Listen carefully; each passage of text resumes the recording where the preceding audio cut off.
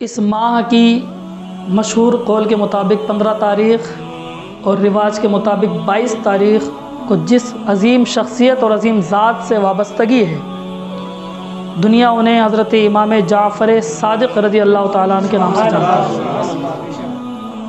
حضرات گرامی قدر، میں نے قرآن مجید کی ایک آیت مبارکہ کی تلاوت کی ہے۔ رب ذوالجلال نے فرمایا ہے وَالشَّمْسِ وَضُحَاهَا وَالْقَمَرِ إِذَا تَلَاهَا۔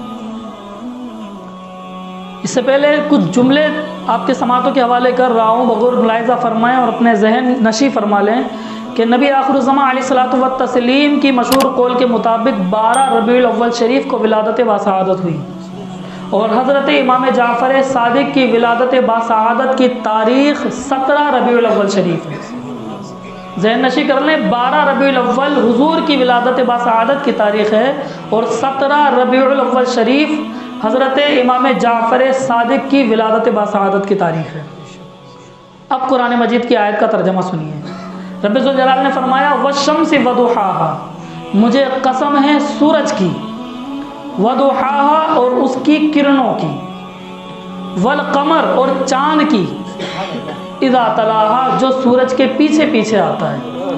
سائنٹیفکلی یہ بات ثابت ہے کہ چاند کی اپنی کوئی روشنی نہیں ہوتی ہے، جو سورج سے ریفلیکٹ ہو کر چاند کے ذریعے آتی ہے وہی چاند کی روشنی بن جاتی ہے۔ اس لیے رب ذوالجلال نے فرمایا اذا تلاها، جو سورج کے پیچھے پیچھے آتا ہے، مطلب سورج کے بعد آتا ہے اور سورج کی روشنی لے کر آتا ہے۔ یہ تو ترجمہ ہو گیا لغوی، لفظی اعتبار سے، یعنی اہل لغت کے نزدیک ڈکشنری کے اعتبار سے یہ ترجمہ بنتا ہے۔ اب آؤ اہل عشق کے نزدیک عشق کا ترجمہ سنو، کیونکہ ہمارے نزدیک پورا قرآن پاک الف الحمد کی الحمد سے لے کر کے والناس کی سین تک نبی آخر الزماں علیہ الصلوۃ والتسلیم کی نعت ہے۔ تو یہ آیت مبارکہ کس طریقے سے حضور کی نعت بیان کر رہی ہے، میں وہ آپ کے سماعتوں کے حوالے کر رہا ہوں۔ رب ذوالجلال نے فرمایا والشمس، مجھے قسم ہے آفتاب رسالت کی، لوگوں مجھے قسم ہے آفتاب رسالت کی، یعنی اپنے محبوب حضور علیہ الصلوۃ والتسلیم کی قسم کھائی جا رہی ہے۔ فرمایا مجھے قسم ہے آفتاب رسالت کی، وضحاها اور صحابہ کی طرح چمکنے والی کرنوں کی، اور صحابہ کی شکل میں چمکنے والی حضور کی کرنوں کی۔ فرمایا والقمر، اور مجھے قسم ہے مہتاب ولایت کی، اذا تلاها جو 12ویں کے بعد 17ویں تاریخ کو اس دنیا میں تشریف لاتا ہے۔ فرمایا والقمر، اور مجھے قسم ہے مہتاب ولایت کی، یعنی حضرت امام جعفر صادق کی قسم کھائی جا رہی ہے کہ مجھے قسم ہے حضرت امام جعفر صادق کی، اذا تلاها سورج کے بعد آتے ہیں، یعنی سورج آتا ہے 12 تاریخ کو اور چاند آتا ہے 17 تاریخ۔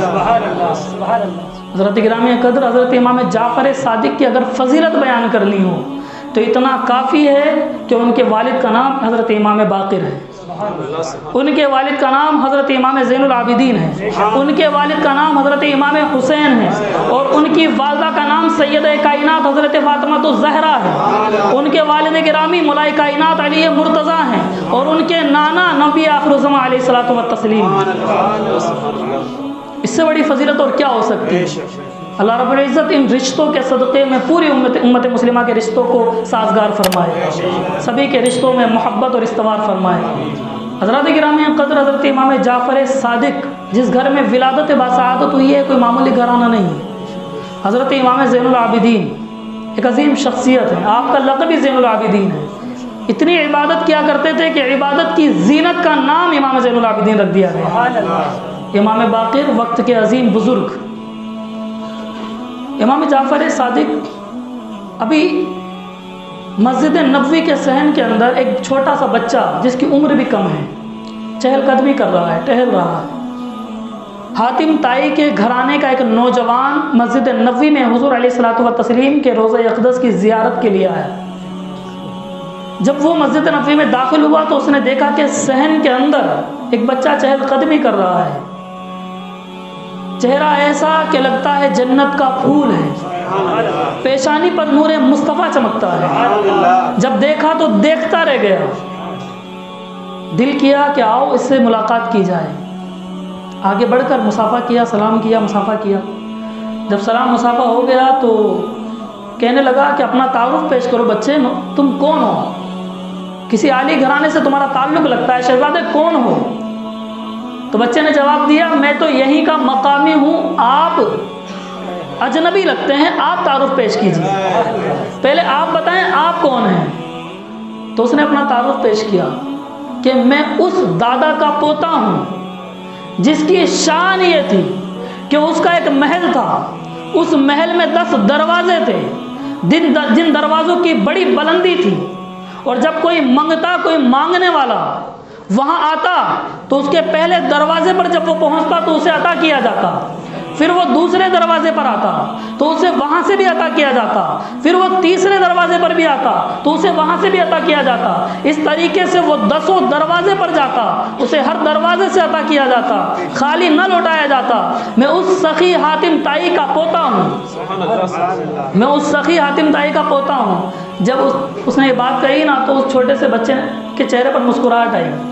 اس نے فرمایا آپ جو کہہ رہے ہیں، جسے آپ سخاوت کی دلیل سمجھ رہے ہیں، میرے نزدیک وہ کنجوسی کی دلیل ہے، میرے نزدیک وہ بخیلی کی دلیل ہے، میں اس کو سخاوت نہیں مانتا۔ کہا کیوں؟ کہا سیدھی سی بات سمجھ میں آتی کہ پہلے دروازے پر جب وہ آیا تو اسے اتنا دیا گیا کہ اس کی حاجت پوری نہ ہوئی، اسی لیے اسے دوسرے دروازے پر جانا پڑا۔ جب وہ دوسرے دروازے پر آیا تب بھی اسے اتنا نہ ملا کہ اس کی حاجت پوری ہو جاتی تو وہ تیسرے دروازے پر گیا، اور اسی طریقے سے وہ 10 دروازوں پر گیا، پتہ چلا اس کی حاجت پوری نہیں ہو پا رہی تھی۔ جب یہ بات سنی نا تو حاتم طائی کا پوتا تلملا گیا، چہرے کا رنگ بدل گیا۔ یار ساری دنیا میرے دادا کی سخاوت کے ڈنکے بجاتی ہے اور یہ کہتا ہے میں بخیل کا پوتا ہوں۔ اس نے کہا چلو ٹھیک ہے کوئی بات نہیں، تم بتاؤ تمہاری شان کیا ہے، کس خاندان سے تعلق ہے؟ اس نے کہا میں اس نانا کا نواسا ہوں جس کا کوئی محل نہیں تھا، میں اس نانا کا نواسا ہوں جس کا کوئی محل نہیں تھا، ایک چھوٹی سی جھوپڑی تھی، وہ بھی کچی تھی، ایک چھوٹا سا اس جھوپڑی کا دروازہ تھا جس کی حالت یہ تھی کہ جب کوئی داخل ہوتا تو اسے سر جھکا کر داخل ہونا پڑتا تھا، لیکن خدا کی قسم جب کوئی منگتا اس دروازے پر آتا نا تو اتنا عطا کیا جاتا، اتنا عطا کیا جاتا کہ پھر زندگی بھر اس کو کسی کے آگے ہاتھ پھیلانے کی ضرورت نہیں ہوتی۔ ہاتھ جس سمت اٹھا غنی کر دیا، ہاتھ جس سمت اٹھا غنی کر دیا، موج بحر سخاوت پہ لاکھوں سلام۔ فرمایا اور دنیا انہیں رسول اعظم محمد عربی کے نام سے جانتی۔ جب یہ بات سنی حاتم طائی کا جو پوتا ناراض ہو گیا تھا وہ خوش ہونے لگا اور کہا واقعی تمہارے نانا کی شان تو سب سے نرالی ہے، اور یہ بچہ کوئی اور بچہ نہیں تھا، حضرت امام جعفر صادق تھے۔ جب یہ دلیلیں سنی نا تو ان کے دست بوسی کی اور پھر آگے بڑھ گئے۔ کسی سے پوچھا کہ یار یہ بچہ ہے کون جو اپنا نسب نبی آخر الزمان سے جوڑتا ہے؟ چہرہ دیکھو تو ایسا لگتا ہے کہ جنت کا پھول ہے۔ جواب دینے والے نے جواب دیا کہ یہ جنت کا نہیں، خاتون جنت کا پھول ہے۔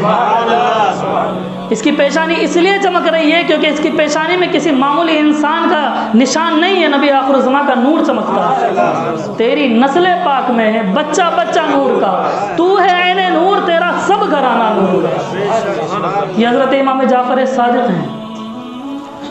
رب ذوالجلال نے اتنا علم عطا فرمایا، اتنا علم عطا فرمایا کہ جب بنی امیہ کی خلافت جانے لگی اور بنی عباس کی خلافت آنے لگی تو آپ نے دنیا کی پہلی یونیورسٹی کا اعلان فرمایا۔ سبحان اللہ۔ وہ پہلی یونیورسٹی مسجد نبوی بنی۔ دنیا کی درسگاہوں کا اور اداروں کا نظام یہ ہوتا ہے کہ وہاں پر جب درسگاہ کلاس ختم ہو جاتی ہے، گھنٹی بجتی ہے تو استاد چلے جاتے ہیں، اگلے سبجیکٹ کا استاد آتا ہے، کلاس وہیں ہوتی ہے، ٹیچر بدلتے ہیں، بچے وہیں بیٹھے ہوتے ہیں، ٹیچر بدلتے ہیں، مگر قربان جاؤ رسول اعظم کے نواسے کی کلاس پر، ان کی یونیورسٹی پر، یہاں پر استاد نہیں بدلتے، یہاں پر بچے بدل جایا کرتے ہیں، یہاں پر سبجیکٹ بدلتے ہیں۔ کوئی آتا ہے مجھے فزکس پڑھا دو، امام جعفر صادق فزکس پڑھاتے ہیں۔ کوئی آتا ہے مجھے میتھمیٹکس پڑھا دو، امام جعفر صادق میتھمیٹکس پڑھاتے ہیں۔ کوئی آتا ہے مجھے تصوف پڑھا دو، امام جعفر صادق اسے تصوف پڑھاتے ہیں۔ کوئی کہتا ہے مجھے فقہ کا امام بنا دو تو حضرت امام جعفر صادق اسے فقہ کا امام بھی بنا دیتے ہیں۔ اور حضرات گرامی قدر پڑھنے والے بچے کوئی معمولی بچے نہیں تھے۔ اچھا عمر شریف کتنی ہے؟ 11 سال، اور پڑھنے والے طلباء کی عمر ہے 40 سال، 60 سال، 80 سال، اور پڑھنے والے کوئی معمولی لوگ نہیں ہیں۔ तसव्वुफ पढ़ने कोई मामूली बंदा नहीं आया, वलियों का इमाम बायजीद बुस्तामी आया है। फ़िक़्ह पढ़ने कोई मामूली इंसान नहीं आया, इमाम आज़म अबू हनीफा दरसगाह में बैठे हुए हैं, इमाम मालिक बैठे हुए हैं। हज़रत इमाम आज़म अबू हनीफा फरमाते हैं कि मैंने अपनी ज़िंदगी के जो 2 साल हज़रत इमाम जाफ़र सादिक की बारगाह में गुजारे हैं, मेरे नज़दीक वही मेरी असल ज़िंदगी है, उसके अलावा मैं ज़िंदगी नहीं मानता। एक शख्स आया, अच्छा हज़रत इमाम जाफ़र सादिक की शान ये थी कि किसी भी मज़हब से ताल्लुक़ हो, दरगाह का दरवाज़ा सबके लिए खुला है, कोई भी आए पढ़े। मंसूर उस वक्त खलीफा बना तो उसने कहा कि यार ये बंदे के दरवाजे पर हमेशा भीड़ ही लगी होती है, ऐसा क्या करता है ये? कहा ये दीन सिखाते हैं, दुनिया सिखाते हैं, इल्म देते हैं। तो कहा ठीक है चलो एक मौलवियों की, एक आलिमी की जमात तैयार करो, आज के बाद दरबार में भी इस तरह की महफिल लगा करेगी। उसने चंद उलमा को लिया अपने साथ और दरबार में महफिल सजाई, लेकिन फिर भी कोई नहीं आया, फिर भी कोई नहीं आया। तो उसने ऐलान करवाया कि चलो ऐसा करो, ऐलान करो कि जब भी कोई मसला पूछने के लिए आएगा तो एक मसले के बदले में उसे 1 दिरहम इनाम दिया जाएगा। मसला भी पूछो और 1 दिरहम इनाम में भी ले जाओ। हज़रत इमाम जाफ़र सादिक तक ये बात पहुँची तो आपने फरमाया अपने खादिमों से जाओ ऐलान कर दो कि जो यहाँ सवाल करने आएगा उसे सवाल वही करेगा और 1 दिरहम हमें देना भी पड़ेगा, उसकी फ़ीस भी देनी पड़ेगी। वहाँ पर मसला पूछो तो इनाम मिलता है, यहाँ मसला पूछो तो फ़ीस देनी पड़ती है। फिर भी हज़रत इमाम जाफ़र सादिक के दरवाजे पर भीड़ लगी होती थी। उस दौरान जो कमाई हुई उससे आपने 400 तलबा तैयार किए जो पूरी दुनिया के अंदर इल्म की शमा बनकर रोशन हुआ। एक बंदा आया, आकर कहने लगा कि मैं आपसे इल्म सीखना चाहता हूँ। कहा बिल्कुल सीखो, लेकिन मेरी एक बात आप पहले ही सुन ले कि मैं रब को नहीं मानता, मैं खुदा को नहीं मानता माज़अल्लाह, क्योंकि जिसको मैंने देखा ही नहीं उसको मानूं कैसे?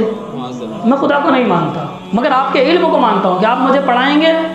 आपने फरमाया पढ़ाएंगे भी और मनवाएंगे भी, पढ़ाएंगे भी और मनवाएंगे भी। आ जाओ तुम्हारा दाखिला हो गया। वो पढ़ने लगा, 1 हफ्ते तक पढ़ा।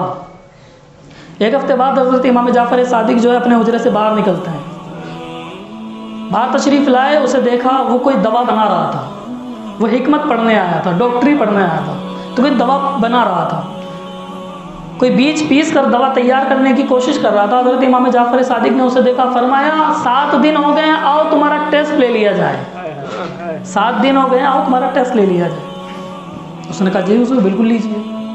वो आया, हज़रत इमाम जाफ़र सादिक ने फरमाया चलो बताओ पहले दरख्त आया कि बीज आया? पहले दरख्त आया कि बीज आया? उसने कहा हुज़ूर दरख्त आया। तो कहा किस बीज से होगा? उसने कहा नहीं हुज़ूर गलत बोल दिया, शायद पहले बीज आया। तो कहा किस दरख्त से गिरा?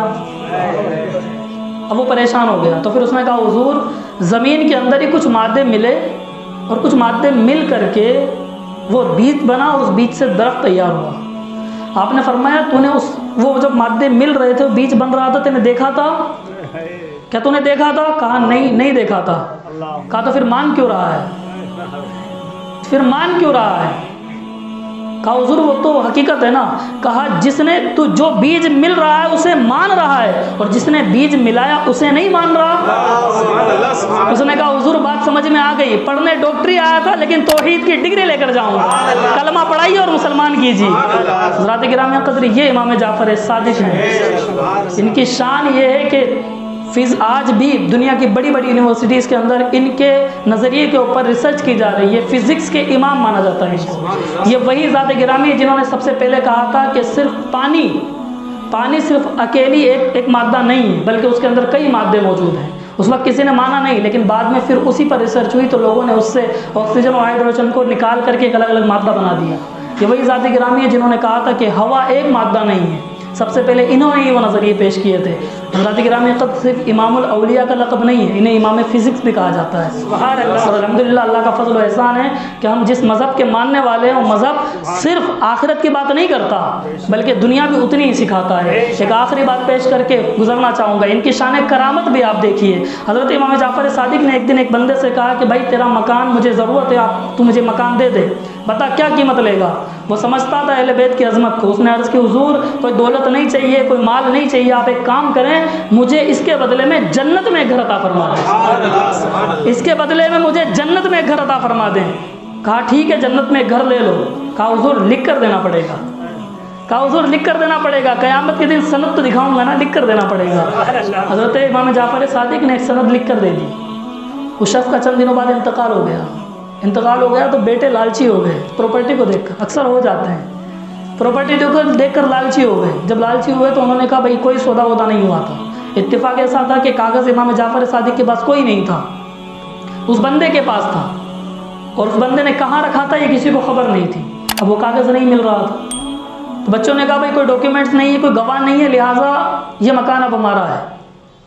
حضرت امام جعفر صادق نے فرمایا کہ تمہیں گواہ چاہیے؟ کہا ہاں گواہ چاہیے. کہا تو ٹھیک ہے چلو اس کی قبر پر, چلو اس کی قبر پر. انہوں نے کہا کہ یار مردے بھی کوئی گواہی دیتے ہیں؟ کہا تجھے نہیں پتا ہم مولائے کائنات کے خاندان سے ہیں, ہم ٹھوکریں مارے تو مردے زندہ ہو جاتے ہیں. اور وہ انہوں نے غوث اعظم کا زمانہ نہ دیکھا تھا, اگر دیکھ لیا ہوتا تو پھر یہ سوال نہیں کرتے. کہا تو چل وہ گواہی دے گا. قبر پر پہنچے, کہا بتا کہ تیرے ساتھ میرا سودا ہوا تھا کہ نہیں, کہ اس مکان کے بدلے میں تجھے میں نے جنت میں گھر دیا ہے. یہ جملہ جب کہا تو آسمان سے ایک کاغذ کا ٹکڑا گرا. اس قبر پر جا کر وہ جب ٹکڑا گرا لوگوں نے اٹھایا تو اس کے ایک طرف لکھا ہوا تھا کہ ہاں یہ سودا ہوا ہے, اس کے بدلے میں, مکان کے بدلے میں امام جعفر صادق نے مجھے جنت عطا کی ہے. یہ وہاں لکھا ہوا تھا. لوگوں نے دیکھا کہ کاغذ کے پیچھے بھی کچھ لکھا ہوا ہے. کہا اس کو پلٹ کر دیکھیے. جب پلٹ کر پڑھا گیا تو اس پر ایک الگ ہی عبارت لکھی ہوئی تھی. اس پر لکھا ہوا تھا کہ امام جعفر صادق آپ کو سلام ہو, آپ جیسا وعدہ نبھانے والا میں نے دنیا میں نہیں دیکھا. میں مر کر قبر میں بعد میں گیا ہوں, رب نے جنت میں گھر پہلے دکھا دیا ہے. اتنے وعدہ نبھانے والا تو میں نے آج تک نہیں دیکھا. جب یہ بات دیکھی نا وہ لوگ بھی غلام بن گئے. کہا حضور یہ مکان کیا ہے, ساری جائیداد لے لیجیے. حضرات کرام قدر یہ امام جعفر صادق